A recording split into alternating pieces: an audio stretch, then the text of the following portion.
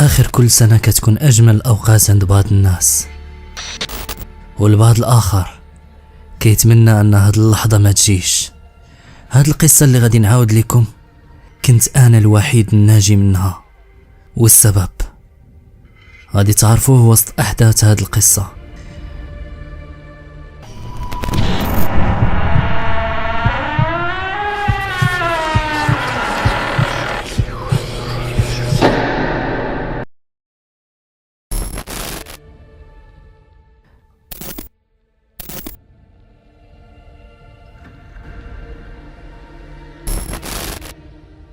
أنا حمادة، وكاين خويا أشرف واختي خنساء، وصاحبتها سميتها غزلان.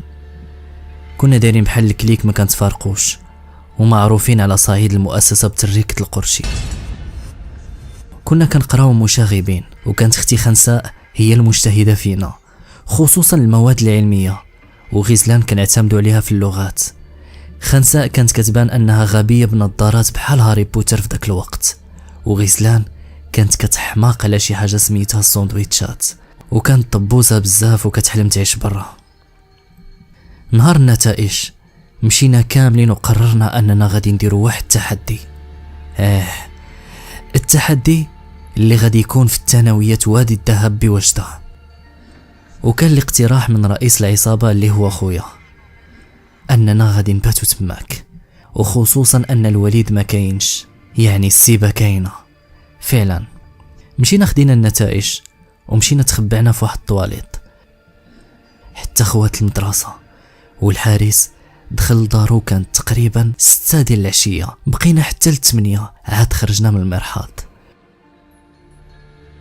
والوقت كله وحنا كنضحكوا، إلا أن الشتا بدات كتصب، ومن الزهر اللي عندنا با عبد الله العساس سد كاع الأقسام فين غادي نتخباو، والضو ما كاينش. بقينا كندورو ديك المدرسة قسم قسم، ونزلنا لجهة الإدارة، وكان تما واحد المكتب ديال المدير، ومجيت الباب سمعنا صرير الباب كيتفتح غير بوحدو، ظنينا أن البرد هو مولاه.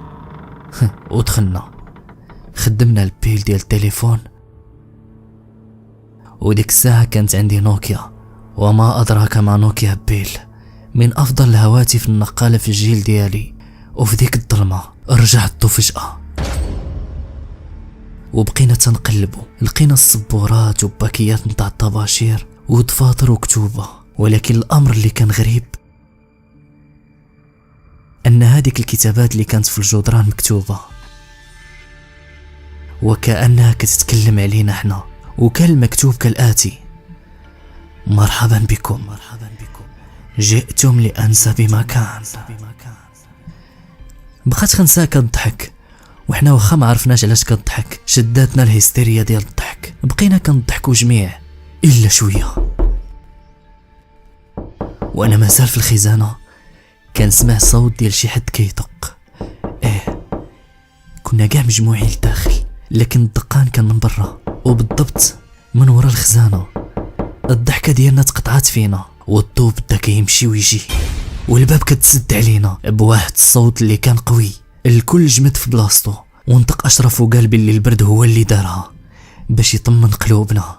لكن واخا هكداك حسيت بيه خايف وكيحاول يطمنا، ولكن واخا هكداك حسيت بيه باللي خايف كتر منا، وكيحاول يتباهى ويطمنا، لأنه هو اللي كان الكبير فينا.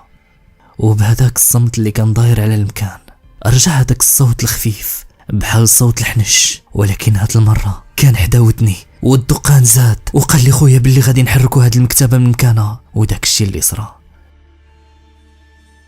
ولكن الصدمة الكبرى من داك الشي اللي شفنا ملي حركنا الخزانة من مكانها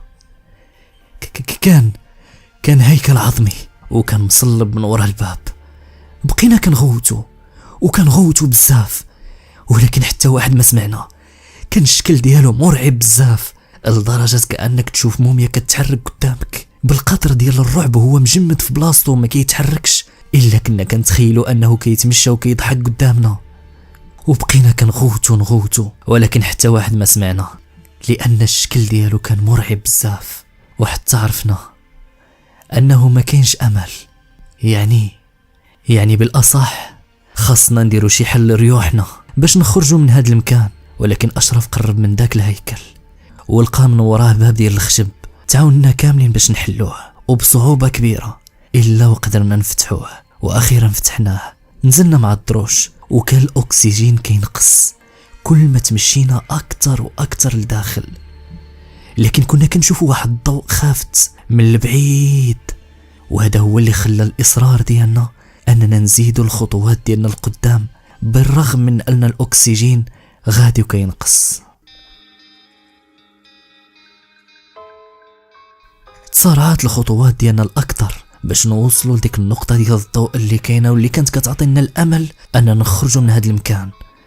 ولكن الصدمه هي ملي دورت وجهي ما لقيتش البنات بجوج، وشويه وفي لحظه كنشوف راجل لابس الكحل وجاي في الاتجاه ديالي وهاز شاقوره في يديه. بديت كنجري انا وخويا، ولكن هو كان تابعنا بخطوات ثابتين، وتخبينا في واحد الركنه، وخويا حاول يشد لي النفس ديالي باش ما يسمعناش. وملي تلفناه رجعنا من الطريق الاولى اللي دخلنا منها وحيدنا الصباط من رجلينا باش ما يديرش الحس، وحنا وغاديين وراجعين الا انني نوض على شي حاجه في رجلي. هودت عيني وبكثرة الظلمه اللي ما كنتش كنشوف طاطيت وهزيت داك الشيء اللي وطيت عليه. لقيتو نظارات، وهاد النظارات ماشي غراب عليا، لانهم كانوا نظارات ديال اختي مليوحين في الارض. ما قديتش نكمل لانني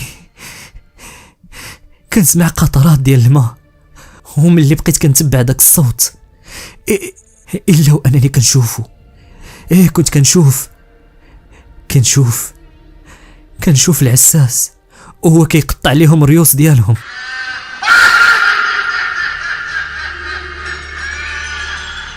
شافني وبقيت كنجري وهو غادي وكيجري من ورايا. عطرت وطحت وشدني وشد حتى خويا.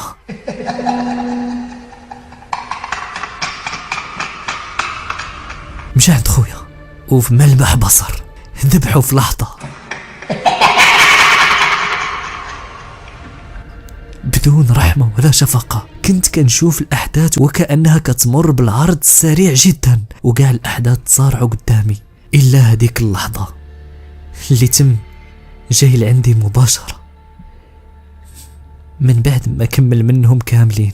وهداك الشيء اللي كان كيقطعهم بيهم عامر دم، من كترة الدم ما كنتش كنشوفه مزيان. جا وقرب لي وانا كنرجف وما عارفش كيفاش ندير، وكنطلب من الله انها تكون غير حلمة ونفيق منها. يا الله يا الله يا الله يا الله يا الله.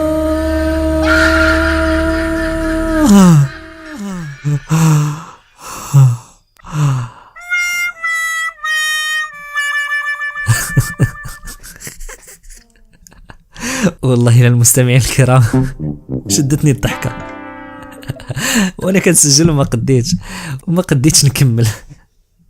المهم هادشي درنا غير باش نضحكوا مع المستمعين ديالي الكرام، وسمحوا لي على هاد القصه لانها جات غير ارتجاليه. كنا كنهضروا انا وخنسه تصدقنا دايرين هاد القصه يعني ماشي واقعيه، لانها غير او حتى يعني تاليفيه وارتجاليه كما كيقولوا، يعني غاديين وكنتخيلوا هكا وكنقولوا الاحداث وكذا وكذا وكذا وكذا. المهم اللي تقول فيكم يكتب لي في الكومونتير لتحت شنو كانت التوقعات ديالكم غادي يوقع، واش انها فعلا قصه اللي غادي تطول كما كنديروا لكم في القناه. المهم اللي بغيت نقول لكم اللي تقول فيكم يكتب لي تعليق لتحت الفيديو يقول لي تقولبت باش نعرف شحال من واحد تقولب. المهم بغيت نضحك معكم شويه، وكنتمنى انا ما نكونش، وكنتمنى انها ما كانتش ثقيله على القلوب ديالكم. واحد الحاجه طريفه كانت صرات معايا فعلا يعني من هذه القصه هذه. راه فعلا واحد المره كنت صغير وحلمت يعني بواحد الحلم، يعني ماشي نفس هذا الشيء اللي كتبته خنسه، ولكن يعني فريمون كانت واحد الحاجه دايره بحال هكذا. كنا يعني تماكين ودرنا بحال نقولوا شكل مغامره، ونيرفينا العساس ديالنا اللي هو سميتو كان في ذاك الوقت سميتو با عبد الله، لان فعلا حطيت الاسم ديالو لانه فعلا كان مرعب مرعب بالنسبه لينا. كنا كنعصبوه هذيك، وبكثره الحلمه اللي حلمناها انه داكشي اللي كنا مدوزين عليه في الحلم شدنا وحبسنا في واحد البيت، وبدا رابطنا وبدا كيعذب فينا. وهذاك الشيء اللي كاين. واللي بغيت نقول لكم انه لربما كنتو كتقراو في شي ثانويه ولا شي اعداديه، وإلا لقيتو العساس ديال ديك الاعداديه او الثانويه الاسم ديالو با عبد الله، واش غادي نقول لكم اخوتي؟ تبقاو تمشيو بكري المدرسه. المهم الا جات عينكم في عينيه ما تدوروش لجهته وقلبوا جهتكم ليه، والصبروا هادوك العوامات اللي غادي تدوزوها معاه وحتى تخرجوا، وديك الساعه ديروا واش بغيتو. والى ذلك الحين استودعكم الله الذي لا تضيع ودائعه، والسلام عليكم ورحمة من الله تعالى وبركاته. كنتمنى لكم كوابيس مفزعة. سلام.